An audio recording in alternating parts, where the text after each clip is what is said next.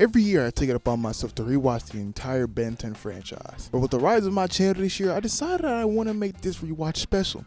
I've decided to rewatch and review the entire series in every episode here on the channel. Now I know you're probably already watching numerous people do their rewatches and breakdowns of the show, so another one might be exhausting.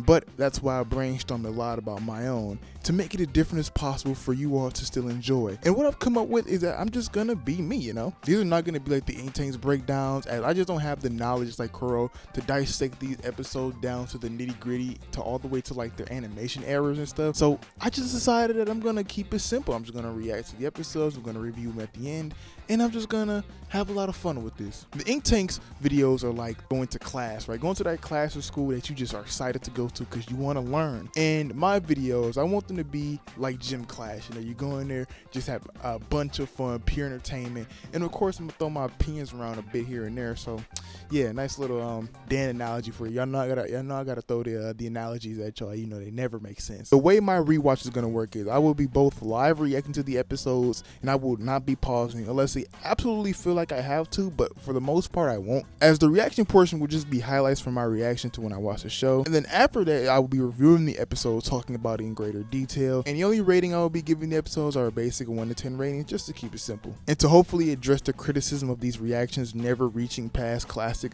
I'm going to review these episodes in bulk, so maybe a total of 2 to 3 episodes each video. And the only time I'll review a single episode is if it's a two-parter or a fan favorite or a highly important episode that I have a lot of thoughts on. And lastly, to keep the channel fresh and not have this consume my channel or oversaturate you guys with it, I'll be uploading these every 2 weeks instead of weekly, so there will be a rotation of my regular videos and these rewatch videos, just to keep some variety, just, you know, just to keep the channel splashed, just keep the channel with some life, you feel me? With all that being said, if you guys do like these rewatch videos and show them a bunch of support, I can do my best to try to release them as frequently as possible. I've thought about making a Patreon, maybe to help me get them out more frequently. Also open up the ability to you guys to vote on which episode I'll react to or skip and stuff like that. But I don't know, if that's something you guys want, I guess I can do it. I don't know. Like I said, I've been back and forth with it. But with all that being said, let's get down to business. Let's get down to business. Obviously, for this first part, I'll be watching the first episode and also the second episode. So we got 2 episodes here. Buckle up, get your snacks, grab a friend, share this video with your friend. Cause like I said, hey, this video, we got a long series ahead of us. If I don't like flake out halfway through, but I'm not. But with that being said, first episode we got up is And Then There Were 10. Started winning. Oh. I'm so used to like cartoons now starting off with their intro, but I guess Ben 10 didn't. Hull damage 20%. Weapon system still operational. Man, we don't see a lot of those robot designs anymore when we get like later into the franchise. I don't even remember, like I don't even think Vilgax has drones in like UAF, if I can remember. He probably does, but they don't look like that anymore. You know, it's been like a fat ass minute since I like seen this first episode. And one thing I will say is that like seeing Ben without the Omnitrix on his wrist is like it's so uncanny to me. Like it shouldn't exist. And that winning alien might see what it did and stuck itself upon his wrist. This is copyrighted space. He'll never stop till he makes them pay, cause he's the baddest kid who ever saved the day. This is so real, bro. Watching that clock hit the time so you can fucking leave. I remember them days. I'm really an unk now, bro. School was so long ago. I was thinking about this scene when I was like about to make this rewatch series, because the scene right here is like, I feel like a lot of people like don't talk about this scene. This is like it's like the first real personality trait we see from Ben, and that's that he's a hero. He has some heroic traits in him. You know, he wants to stand up for the little guy, and I think that's such an important part of his character, obviously. Unfortunately, though, he's not gonna clutch the 2v1. And then you got this dweeb ass nigga talking about thanks. Like, oh God, bro, at least somebody's coming to help your lame ass. Campsite by nightfall. Grandpa, you gotta help him down, bro. Why you talking to him like he not strung up in a tree, Grandpa? This episode has like a lot of like good lighting, like the way like the lighting is reflecting off everything is. I don't think they they definitely got that episode 1 budget going on here. What is that? Marinated mealworm. He just keep those on the rust bucket. Yo, Grandpa, I know you's a freak, bro. Like you just keeping worms on the rust bucket. What did the hoes see that, Grandpa? A wipe transition. Ben 10 don't do a lot of white transitions, I think. I think they you know, it's the episode 1 budget, bro. They're cooking. I haven't really got a chance to talk about it because they really haven't showed. I think they did actually. I just was too busy talking about the intro. But like the young Vilgax design is peak, bro. I could, you know, since his most iconic version is his cybernetic, his android version. I forgot what it's called. You know, we don't really talk about regular Vilgax like that. The other one is just super iconic, and honestly, he looked kind of weird when he like all skinny and stuff. But I think it's cool. I always wonder, like, imagine how, like, uncomfortable, or not even uncomfortable, maybe, like, how weird it would have been if he reached out with his right hand. I don't know, like, how many of y'all wear y'all, like, watches on y'all right hand? I used to, until I realized that Ben wore his on his left, so I changed it, and it felt a lot better, bro. Watches on the right hand do not feel right. Aw, shit. The first ever alien, bruh. My nigga Heat Blast. Steve Blum does a really good job as Heat Blast, bro. It's been a minute since I've rewatched any like clips from Classic, especially one that involved Heat Blast, and I really miss his portrayal, man. Everybody else does a good job, but it just comes from the fact that they're the first voices for the character. But I definitely think, like, out of all the aliens, like, Steve Blum does the best job. Probably some darn fool camper out there messing around with something he shouldn't. Ben. I like the fact that they just blame it on Ben. Like, what could he have possibly gotten his hands on to start a forest fire if it wasn't the Omnitrix? Yeah, then hit that nigga with an impact frame. I don't think that's not an impact frame. Also, the little move he just did to put Gwen's shoe on fire, I don't think he ever does that again. Bro, put some clothes on, bro. You got all your parts out, all your parts hanging out. They're also making some like really like funny faces in this episode. Like the animation is like really expressive than it usually is. Now I'm realizing. Like I said, it's probably that episode 1 budget. Every kid's worst nightmare, hearing that Omnitrix timeout. I forgot what the name of those things are though. I know they have a name. Can't just be Vilgax Robot number 1. Grandpa, that's just a piece of metal, bro. What do you? I know he kind of knows what's going on, but that's some insane deductive skills, bro, just from looking at a piece of metal. But it might be like alien tech metal, so maybe you're looking at it like, oh, I've seen this before. The start of not knowing how to activate the Omnitrix, just whatever the fuck. Spin a dial, press a button, or whatever it'll work. No real rhyme or reason. Bro, he is fucking huge, bro. It's funny how Wild Mutt is like the second alien that appears, but like everybody be like hating on him. Like, I don't know if y'all be knowing, but I don't think people really fuck with Wild Mutt anymore. I think Wild Mutt's alright though. He's pretty cool. His transformation scene though in the classic is probably my favorite. That's one strong ass 10-year-old, bruh. That's alien tech she just knocked out. And she put a dent in that hoe. That's that anodite DNA. It's gotta be. Look at that devious ass smile she got, bro. I hate motherfuckers like that, bro. Motherfuckers will be happy that you get in trouble, bro. Oh, here come the goat.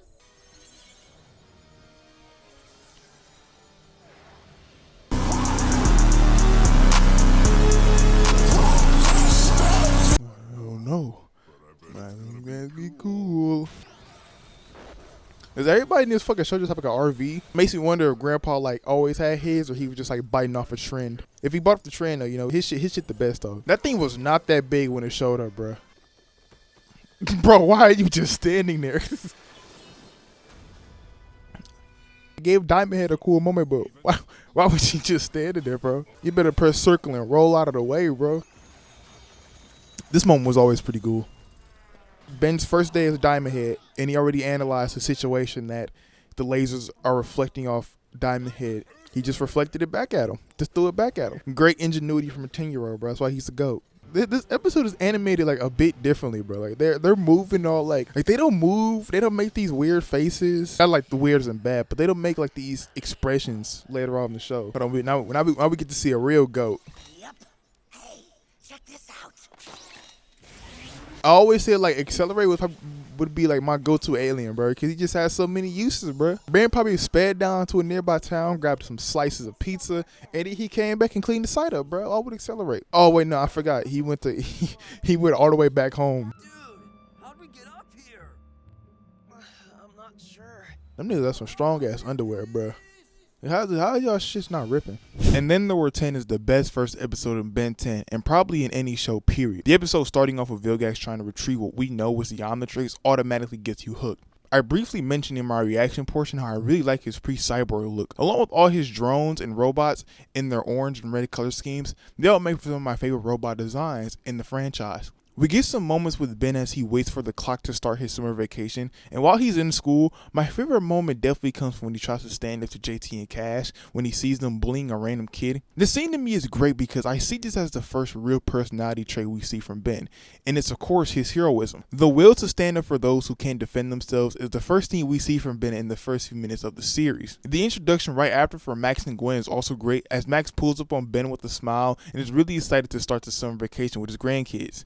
While Gwen, on the other hand, is already upset when we see her starting the ongoing bickering between the two young Tennysons. Now, I can't get too far in this review without talking about, of course, the rockin' theme song that we all know Benton has, that I unfortunately can't play due to copyright reasons, but it doesn't even need to be played, as I'm sure everyone knows just how much of a banger this fucking intro is. I mean, I know y'all seen me rocking out to it in the reaction segment. I mean, like, it just slaps that fucking hard.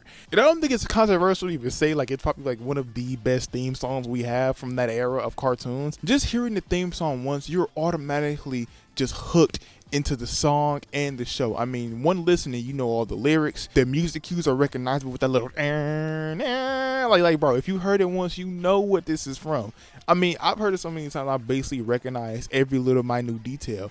Like, you play the first 1 second, bro, and I can tell you, oh, that's the Ben 10 theme song. Going back to the episode, the Tennysons arrive with their first stop where Grandpa tries to feed them some nasty ass mealworms, and we see Ben and Gwen bond over not wanting to eat Grandpa's nasty ass cooking, which is another moment I really love, as they do a lot of arguing in this one episode alone. It was always nice to see them get along from time to time, but it's most important to show that they can in this first episode, so every time they do in the future, it doesn't come as like a shocker or like something out of character for them.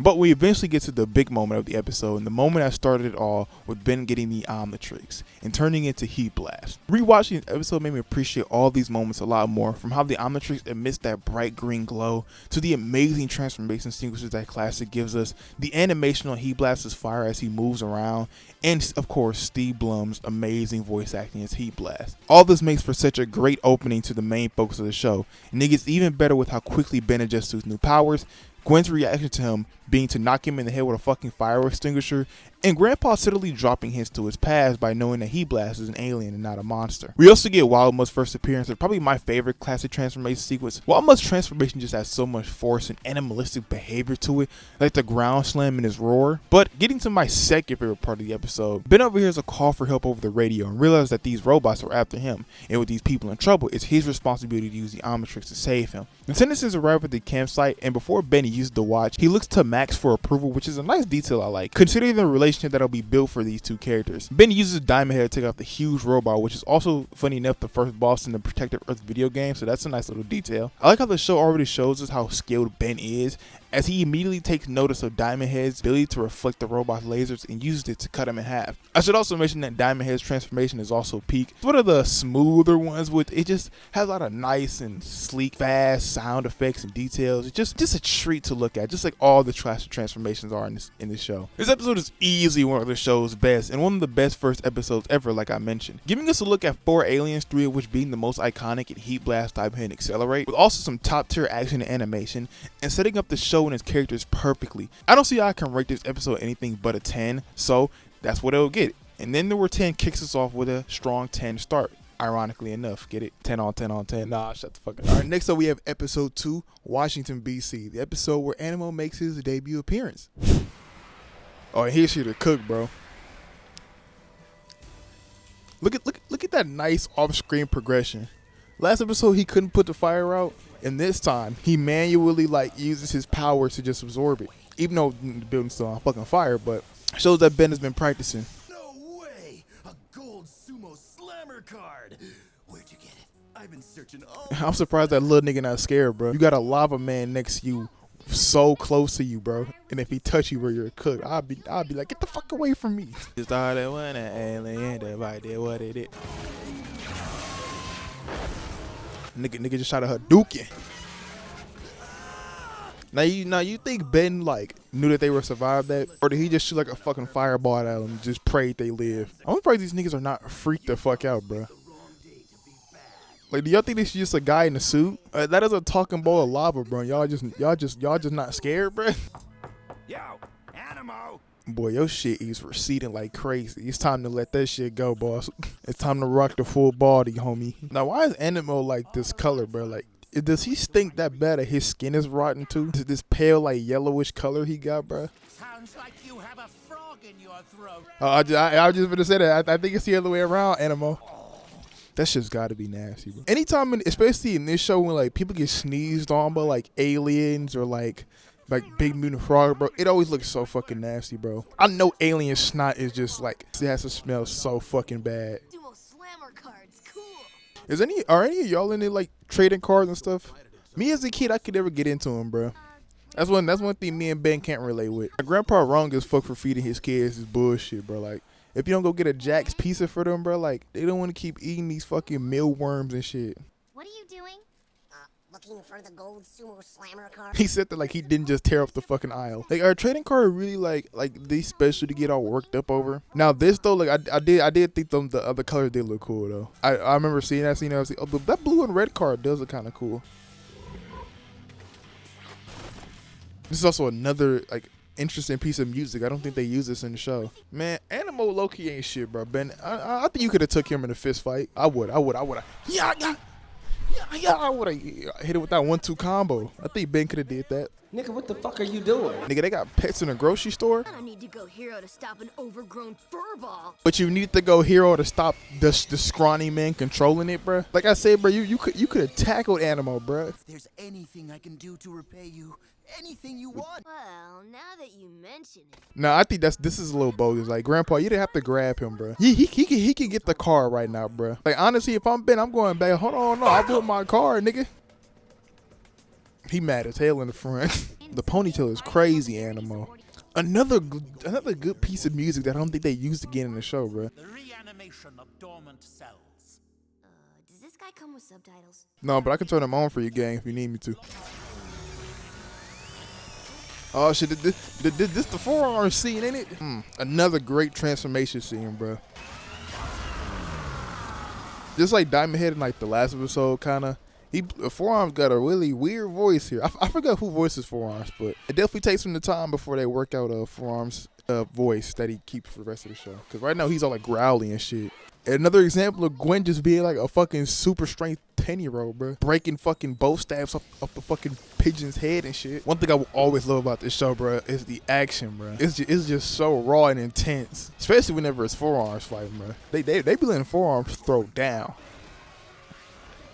Like, the animation here is fucking insane, bro. They must have produced this episode and the first one like at the same time, cause these two episodes got that pilot big budget to them. Now, why did he just come and drive by and scoop up Gwen like that? Forearms is moving, boy.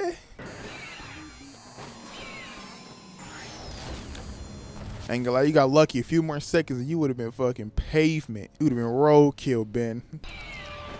She is extremely chill. How many stories up and being carried by like a mutated pigeon, bro? I'd be freaking the fuck out.